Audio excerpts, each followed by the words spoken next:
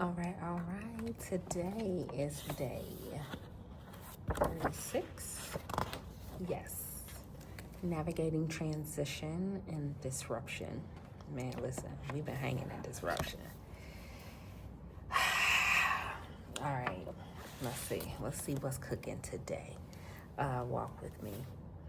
Navigating transition. I will teach you and tell you the way to go and how to get there. I will give you good counsel and I will watch over you. The reference scripture is Psalm 32:8. And it reads, before a major life shakeup happens, usually God has been trying to get our attention for quite some time. Most of us don't like change. We love predictability and a good plan and a checklist and a strategy to follow. We wrestle with God for the steering wheel. Okay. On one hand, we want God to drive, but also at the same time, we secretly want to know what he's doing, where he's going, how he plans on getting us there. Okay, passenger. But then disruption comes in and changes everything. It disturbs our attachment to predictability and anything that has too much of our heart and attention. Disruption is God's greatest classroom. This is one of the ways that he teaches us who we really are, what we're really made of, and how he intends for us to impact others in a greater way. To that end, disruption is both a teacher and a navigation system, guiding us from our comfort zone to our glory zone. By taking us through what feels like a war zone. Let me read that again. To that end, disruption is both a teacher and a navigation system, guiding us from our comfort zone to our glory zone by taking us through what feels like a war zone. It's really a growth zone. When disruption hits, this is a time to lean in and seek God's heart, to ask for patience, perspective, and endurance, and to believe bigger than the obstacle in front of you. Take refuge in the Take refuge in the irrevocable promise God has made to watch over and lead you. Endurance. That's what's sticking out right now to me. There's so much about locking in right now. The lock in. Lean in and seek God's heart. But it's the endurance. A lot of people start, but few people finish. And navigating transition is one of those things that really show you who you are. So I mean that hits. Like, listen, because some people, make transitions more successfully than others, and sometimes they want to go back to that old thing or what things were like before, and then they kind of get stuck looking in their rearview mirror and not either being present or focused on, the future. So that's really just an interesting consideration to make, like how we navigate matters, and it makes a difference. The prompt for today is, what lessons might God be using disruption to teach you right now? Man, lessons.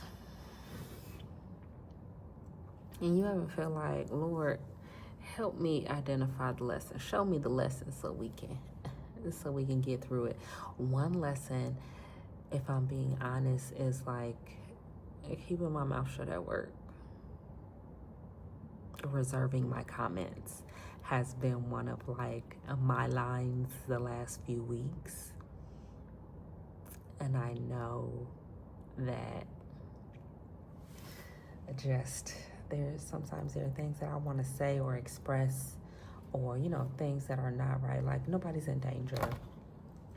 There's no time when I think like, okay, this could really make a difference, and needs to be said.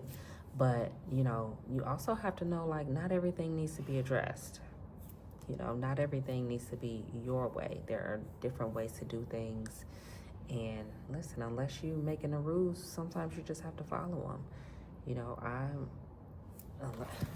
Sometimes you don't make the rules, and that makes you a bit more aware of how much control you do or do not have. And I think that's a space that I'm in. And it's not even like, I know God controls it all, so I have to be mindful of that.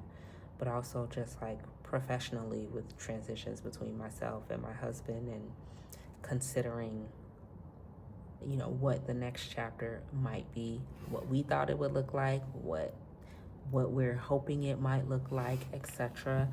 But ultimately, trusting God and being obedient and showing up even when we don't understand it, or finding the places, the people, the communities that can help us to navigate transition. Because he'll also, you have to know how to use your resources, right? I think that was some place that I struggled for a while with, like asking for help or making it known what I needed. I just shared with a girlfriend, like, I'm going to a mom conference this weekend. It might sound strange. It's just it's a concept that is not very familiar to me.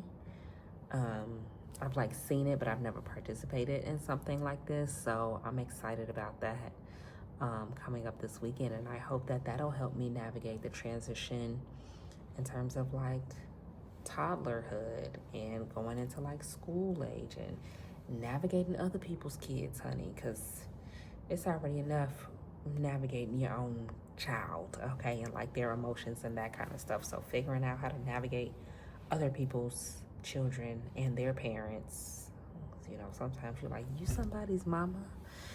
No judgment zone. Just saying. So I think he's trying to teach me who's really in control, who is really in control, and to mind my motives.